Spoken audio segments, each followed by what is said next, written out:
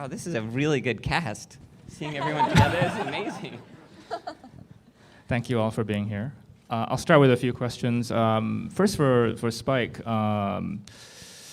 maybe you could just start by talking about the initial impulse. A lot of people, when we first heard the premise of the film, talked about, You're doing great. Thanks.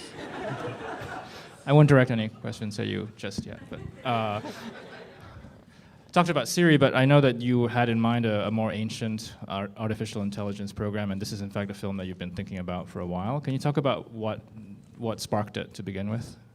Yeah, the initial idea was just the initial sort of spark, I guess, was like an article I saw online where you linked to an instant message. I don't even know if I ever told you this. Did I tell you this?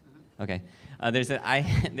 You could have an instant message with an artificial intelligence, and you could send a message, say, hey, so I linked to it. It was like, it might have been called Alice Bot or one of those, like 10 years ago. And I said, hello, and they're like, hello, and it's like, how are you? Like, good. And how are you? Oh, I'm not so good, a little tired. It's like, oh, that's too bad.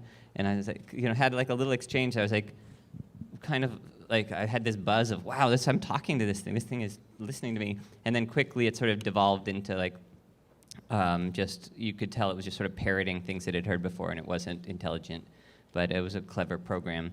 But then I sort of like, I didn't really think about it for a long time, and then eventually I thought about the idea of a man having a relationship with an entity like that, a really fully formed consciousness, and thought about the idea of what would happen if you really had a real relationship, and use that as a way to write a relationship movie and a love story.